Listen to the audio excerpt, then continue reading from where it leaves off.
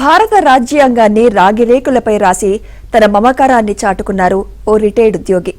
వరంగల్కు చెందిన విశ్రాంత ఉద్యోగి గోపాల్ 7 నెలల పాటు శ్రమించి 260 పేజీల భారత రాజ్యాంగాన్ని లిఖించారు. పలుచటి రాగు పత్రాలపై ఇంకు అయిపోయిన బాల్ పెన్తో రాశారు. 2023 నవంబర్లో రాయడం మొదలుపెట్టినట్లు గోపాల్ తెలిపారు. 18 కేజీలు ఉన్న రాగి రాజ్యాంగ పుస్తకానికి 50,000 ఖర్చు చేశానని వెల్లడించారు. దీనిపై మరింత సమాచారం మా ప్రతినిధి నవీన్ అందిస్తారు. ఇవాళ భారతదేశమంతా కూడా భారత రాజ్యాంగ దినోత్సవం వేడుకలు జరుపుకుంటోంది.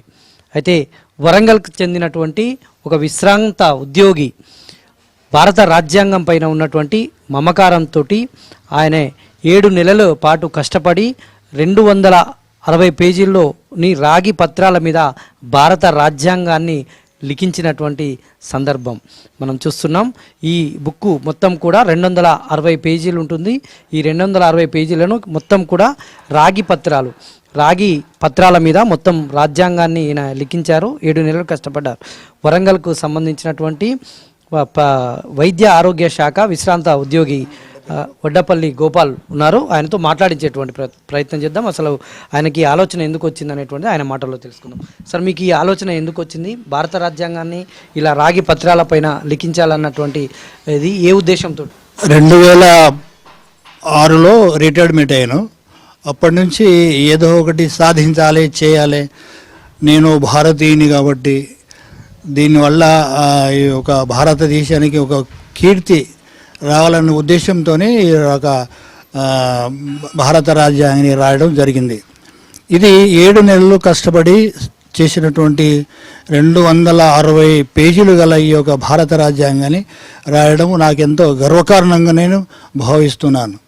ఇందును బట్టి మన దేశానికే కాకుండా దేశానికి ఒక అంకితం చేసినటువంటి బాబా సాహెబ్ అంబేద్కర్ యొక్క గుర్తింపు కొరకు ఈ దినమున ఈ యొక్క ఇంటర్వ్యూ జరగడానికి నేనెంతో గర్విస్తున్నాను. అంటే ఎందుకు వచ్చింది అంటే 7 నెలల పాటు కష్టపడ్డారుగా, దీన్ని ఎట్లా లిఖించారు? రాగి పత్రాల మీద ఎట్లా అంటే ఏ పెన్ను వాడారు, ఎట్లా లిఖించారు, ఎంత ఖర్చు అయింది? ఈ 260 పేజీలను రాగి రేకుల మీద రాయడానికి మామూలు బాల్ పెన్, ఇంక్లెస్ పెన్తోని దీని ఒక టెక్నిక్గా రాయాల్సి వచ్చింది. ఒకవేళ ఇది ఒక అక్షరం మిస్ అయినా తీసి పక్కన పెట్టాల్సింది. అట్లాంటిది 16 పేజీల వరకు వేస్ట్ చేయడం జరిగింది. తర్వాత నేను ఎంతో దాన్ని ఏకాగ్రతతో ఈ యొక్క 260 పేజీలు రాసి దాన్ని బైండింగ్ చేయడం కూడా నా సొంత హస్తాలతో చేయడం జరిగింది. ఇది నాకు నా జన్మకు ఇది ఒక అదృష్టంగా భావిస్తున్నాను. మొత్తం ఎంత వెయిట్ అయింది సార్? దీనికి సంబంధించి మొత్తం ఎంత ఖర్చు అయింది? గతంలో మీరు ఏమైనా ఇట్లాంటి రాశారా? దీనికి గాను 50,000 వరకు ఖర్చు వచ్చింది.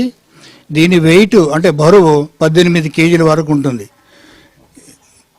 మీరు ఇంతకుముందు ఏమైనా ఇట్లాంటివి పుస్తకాలు రాశారా? ఓన్లీ భారత రాజ్యాంగం మాత్రమే? భారత రాజ్యాంగానికి ముందు బైబిల్ని కూడా రాశాను. అది ఇత్తడి రేకుల మీద 1050 పేజీలు గల బైబిల్ గ్రంథాన్ని రాయడం జరిగింది. దాని తర్వాత ఈ భారత రాజ్యాంగం కూడా రాయాలని ఆలోచన కలిగి రాయడం జరిగింది. Thank you very much. ఇది మనం చూస్తున్నాం 18 కేజీల వెయిట్ ఉంటుంది మొత్తం కూడా ఈ పుస్తకం. ఈ మొత్తం రాగి పత్రాలే ఇందులో ఉంటాయి. ఈ రాగి పత్రాల మీదనే ఉంటుంది.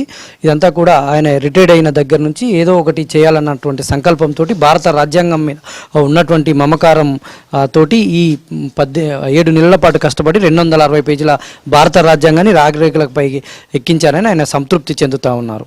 వీడియో జర్నలిస్ట్ జగదీష్తో నవీన్, ఏబిఎన్ ఆంధ్రజ్యోతి, వరంగల్.